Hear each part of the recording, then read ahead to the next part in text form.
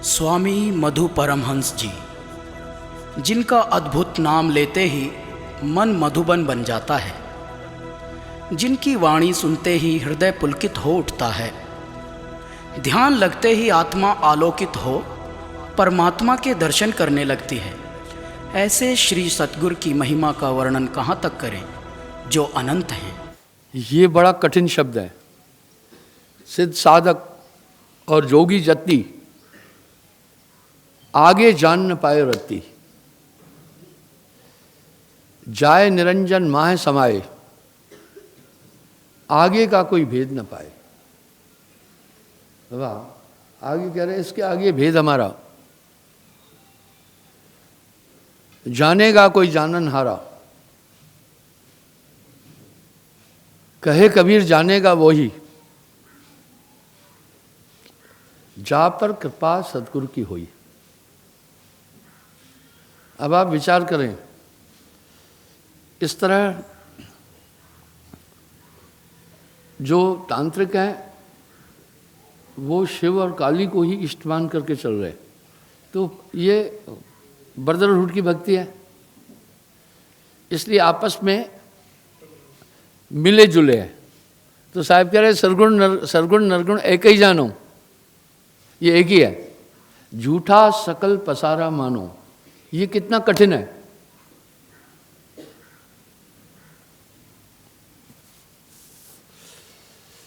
ये कितना कठिन है। वो ला भी बड़ी कठिन है और टाइम पर एक हो जाते हैं। इसलिए जब साहब ने पहली बात ये कही, ये संसार काल को देशा है, दुनिया के लोगों सावधान, सयाद के काबू में सब काल बेचारे। जिसको तुम परमात्मा कह रहे हो निरंजन, यही है काल पुरुष। बस यहाँ पूरा सिस्टम बिगड़ गया। खट दर्शन इसी को इष्ट मान कर चल रहे थे, सब तिलमिला गए। और क्या बोल के जा रहे हैं वो पता है? जोगी, जंगम, सेवड़ा, तांत्रिक, ओझा, झाड़ा फूकी करने वाले, इन सबको सेवड़ा कहते हैं। तंत्र विद्या, काला इल्म, ये इनको सेवड़ा कहते हैं। ये तामसी है और शिव जी को इष्ट मानकर या काली को इष्ट मानकर चलते हैं। ठीक है, इसलिए शिव जी को तमोगुणी कहा, क्योंकि ये तमोगुणी भक्ति है। इसमें बैर है, काला इल्म है, बाकी सम्मोहन है, वशीकरण है, ये सब है। क्या संतों को पता नहीं है क्या? ये हैं, पर वो इन्हीं चीज़ों का किसी के कल्याण के लिए इस्तेमाल करते हैं। बहुत बड़ा हजूम क्यों आया? बहुत पावर था साहब में, उनकी वाणी में बहुत बड़ी ताकत थी। मैंने तो अभी तक कहा ना, मधु ने एक भी अक्षर अपनी तरफ से बोला ही नहीं। मेरे शब्दकोश में वो अक्षर नहीं है जो साहब ने नहीं बोला है। मेरी विचारोक्ति कैसी है कुलदीप जी? हाँ, अब ये नानापन चोरी करके साहब की पूरी आइडियोलॉजी और अपना नाम मुंह पर कर रहे हैं। हाँ? अपन तो साहब के अलावा कुछ बोल ही नहीं रहे ना। लेकिन आगे साहब क्या कह रहे हैं पता है? वो सुनना। लाहौर के राजा का एक सुपर सालार था, उसका नाम मैं भूल रहा हूं।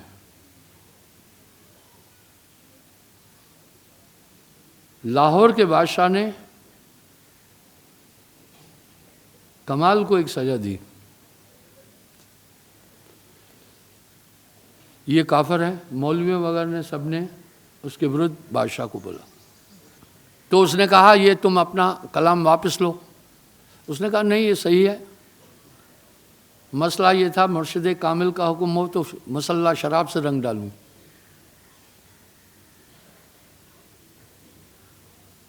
मुसल्ला कहते हैं ग्रंथ, कुरान शरीफ को लपेटने वाला कपड़ा। वो बोल रहे हैं अगर मेरा गुरु कहे तो मैं इसको शराब से रंग कर फिर कुरान शरीफ के ऊपर भी लपेट सकता हूँ। ये कठिन था ना। यानी अपने गुरु के प्रति उसकी आस्था इतनी बोल रहा था।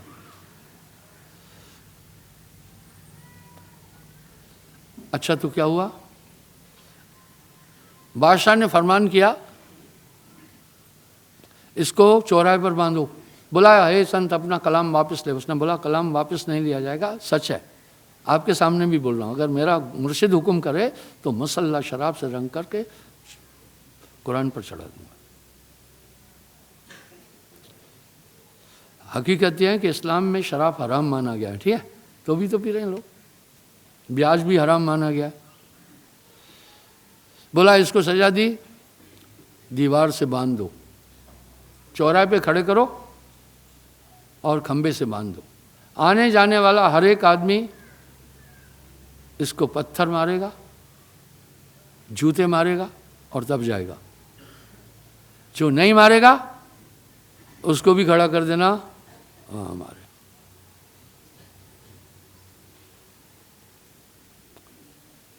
अब जो भी आ रहा था वो ऐसा ही कर रहा था, वो मुस्कुरा रहे थे। उनका एक खास शिष्य आया, वो भी सुपर सालार था। जब वो वैसे ही जाने लगा, सिपाहियों ने कहा बादशाह सलामत का हुक्म है कि भाई देखो आप हमारे ऑफिसर हो, कि इनको जो भी है पत्थर मारेगा, अपमानित करेगा, जूते मारेगा, अगर जो नहीं मारेगा तो उसको भी यहीं बांध देना।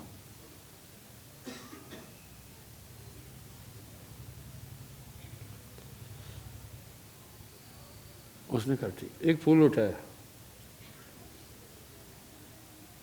मारा। वो संत जोर जोर से रोने लगा, बोला हाय बहुत चोट लग गई।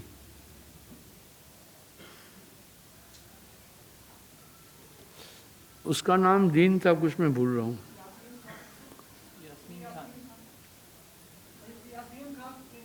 हाँ हाँ, क्या नाम था?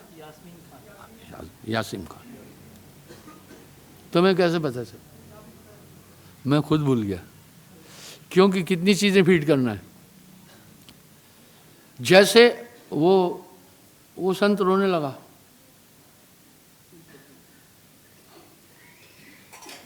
उसने बोला महाराज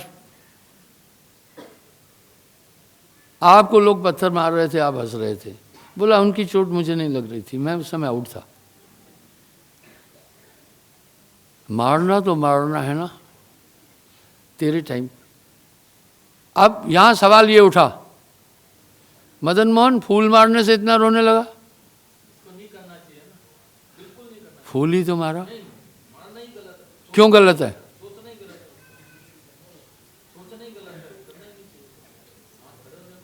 वेरी गुड, समझते तो सब हैं, बात को व्यक्त करना ही मुश्किल होता है। मारना तो मारना ही था, सही बोला। उसका क्या काम बनता था? आजा मुझे भी मार। उसकी रूहानियत खत्म होती गई, उसका जो अंदर रूहानियत थी यासीन खान की, धूमिल होती गई। उनका गुरु नहीं माना।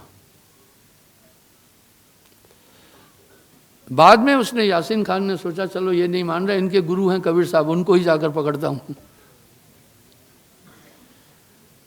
वो वहां आया, कबीर साहब को कहा, कबीर साहब ने कहा ये बहुत बड़ी भूल की तुमने, मारने के अब कहे कि आप मधु को खींच के तमाचा मार दो, आप यूं करें, ये कैसा रहा? ये भी तो मारना हुआ, नहीं हुआ? आप कहें जी धीरे यूं किया था। बात ये नहीं है, बात है सिद्धांत की, तुमने मारा, ठीक है।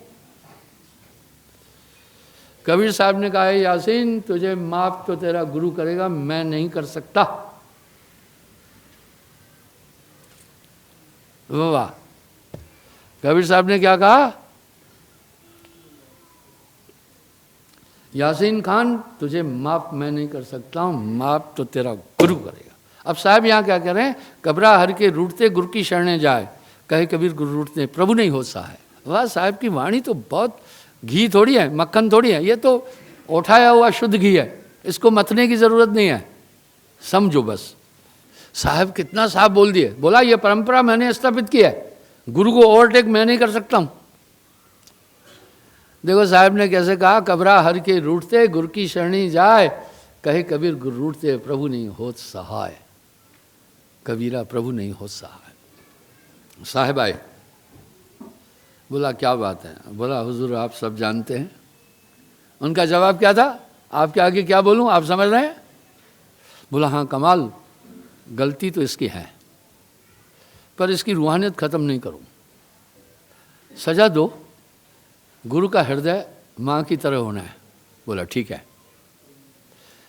कब्र में जब इसकी मौत होगी, क्या सजा दी वो सुनना। जब इसकी मौत होगी 32 साल तक कब्र में ये रहेगा। 32 साल के बाद इसकी रूह फिर सतलोक जाएगी। आज भी यासीन खान की कहते कब्र वहाँ है, कहते वो अभी भी चटकी है, हालांकि रूह को बाहर निकलने के लिए चटकाने की ज़रूरत नहीं है, पर ये उक्ति है। इसलिए साहब ने एक परंपरा स्थापित की, तो कहा क्या, अब आप सुने, इन पूरे सिस्टम को साहब ने नकारा। भाई नेचुरल है, एक गाड़ी जो नई बनाता है वो आपने देखा ना, रिम का एक एडवर्टाइजमेंट होता है, रिम एक बाकी साबुन दो, यूं दिखाते ना।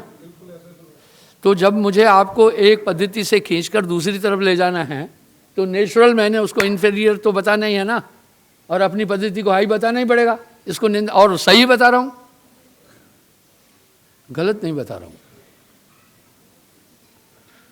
ये मैं सही बता रहा हूं। इस तरह साहब ने आकर पहले सब लोगों को कहा, अरे भाई जो तुम चीज़ों में उलझे हुए हो इसमें तुम्हें कुछ नहीं मिलने वाला, इस तरफ आओ, बाकी नहीं। एक ने एक सवाल पूछा, बोला भाई आप राम जी को मानते हैं, आप राम कथा बोलते हैं,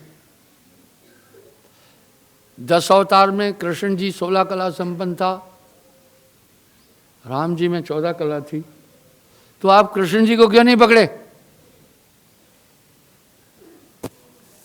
हाँ भाई कुलदीप जी जवाब दो।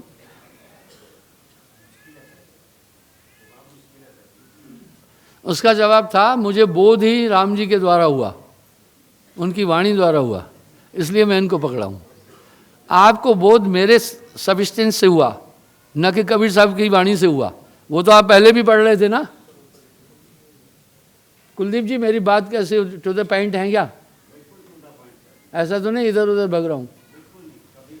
उसका जवाब ये है, भाई मुझे बोध तो राम जी के साहित्य, उनके आचरण के पढ़ने से हुआ, इसलिए मेरी आस्था वहाँ है। इस तरह आप गुरु न तजूं प्रभु को तजदारू, ये ऐसे ही नहीं कहा। और आगे साहब क्या कह रहे हैं, अलग पुरुष की आरसी संतन केरी दे, लखा जो चाहे अलग को इन्हीं में लख ले। जब ये बोला ये पूरे बौखला गए। एक बहुत बड़ा हजूम कबीर साहब के पीछे आया, इनकी पूरी बिजनेस बिगड़ने लगी। हमने किसी का क्या बिगाड़ा, क्यों हमारे विरोध में? उन्होंने देखा हम अभी जो मेरे पास ये इतनी संपत्ति है ये उनके हिस्से की है। आपको मैं यही बात और बताना चाहता हूं।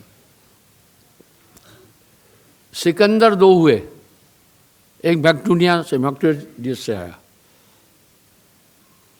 ग्रीस से, वहां उसका किला भी देखा। एक सिकंदर लोधी जो अर्बन कंट्री से आया था, मुस्लिम था। भारत पर सिकंदर लोधी की हुकूमत थी उस समय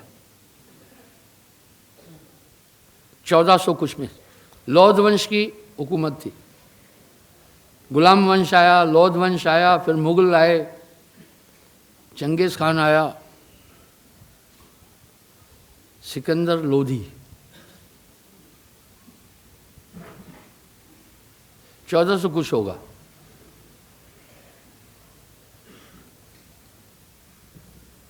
सुनो, उसको जलन का रोग था। काशी के पूरे पंडे पुजारी मौलवी सब साहब के खिलाफ थे। सुनो, तो उसको जलन की बीमारी थी, बड़ी दवा की, ठीक नहीं हुआ। एंड में किसी ने कहा काशी में जाओ, उधर बड़े बड़े महात्मा हैं, तुमको ठीक कर देंगे। अब काशी में गया तो बड़े बड़े पंडे पुजारी थे, करवत लगाए हुए लोग थे, काशी धर्म स्थान था, लेकिन उसका रोग ठीक नहीं हुआ।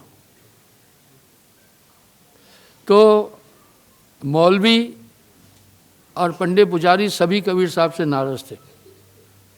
उन्होंने शेख तकी को भरा, बोला एक काफिर है यहाँ कबीर, वो मुसलमानों का भी विरोध करता है, हिंदुओं का भी करता है।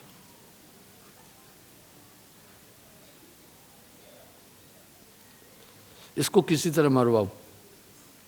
जो मुझ पर हमला था मुझे मारने के लिए था, ठीक है। मुझे कुल्ले में आग लगाकर, पेट्रोल क्यों लाए थे साथ? प्लान यही था ना, यही पलटू साहब के साथ भी किया था, जिंदा जलाया था।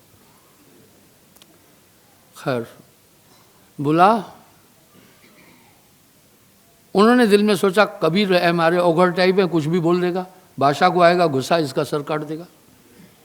उन्होंने एक प्लानिंग के साथ में शेख तकी और उनको भेज दिया, एक कबीर है, हो सकता है उससे आप ठीक हो जाओ। और साहब की ऐसी दया, हे साहब की दरबार में न जाने कितने असाध्य रोगी ठीक हुए हैं, ठीक है, न जाने कितने गिनाऊं में, भूत प्रेत वाले पता नहीं कितने ठीक हुए जिनको कोई ठीक नहीं कर सकता। सिकंदर लोधी ने अपना मुकुट उतारकर साहब के चरण पर रखा। अब पंडे पुजारी भी तमाशा देखने आए थे, मौलवी वोलवी, कि अभी कबीर कैसे मारा जाता है। हाँ, यहाँ तब देखा ये तो पासा उल्टा पड़ गया। शेख तकी के कान भरे, ये काफर हैं, फलाना है, ये तांत्रिक हैं, इसने कुछ जादू किया, ऐसा किया। साहब ने अपना जलवा जो दिखाना था। अभी तो साहब पर बात करना आसान है, प्रमाण है। जब साहब पहले आए तो कितना मुश्किल था। तब तो साहब कह रहे हैं मैं आया संसार में फिरा गांव के खोर, ऐसा बंदा ना मिला जान लीजिए फटक पछोड़। कहा ये काफिर है, दोनों दीन को नहीं मानता है, निंदा करता है। शेख तकी ने कहा सिकंदर ये काफिर है, इसका सर कलम करो। सिकंदर ने कहा महाराज आपने कहा फकीरों को महात्माओं को सताना नहीं चाहिए, और आप, बोला नहीं ये काफिर है। बोला महाराज इसके दर्शन करने से मेरे रोग भी शांत हो गए। शेख तकी ने अपना मुकुट उतारकर, वो उसका धर्मगुरु था, जमीन पे दे मारा। बोला मैं तुझे श्राप दूंगा। साहब ने कहा यार चिंता मत करो। सिकंदर लोधी को कहा जो तेरा पीर कह रहा है तू कर, मुझे साहब की ताकत, मेरी सुरक्षा है, आपको जो ये कह रहा है वो करता चल। तो सिकंदर ने कहा हे पीर जो इसे सजा देना है आप दो, मैं नहीं देना है। सिकंदर तो जान गया था साहब कहाँ कहाँ पहुँचे, कितने दयालु। साहब को उबले हुए तेल में फेंका, तेल ही ठंडा हो गया। फिर एक कुआं था, उसमें डालकर ऊपर से भरवाने लगे। इतने में सिकंदर ने पीर जी को कहा पीर जी किसको दबा रहे हो, कबीर तो मेरे साथ बैठा हुआ है इधर ही। फिर बोला ये जादू, जंजीरें बांध करके 52 कसनी यही है, इसका कोई जिक्र ही नहीं है।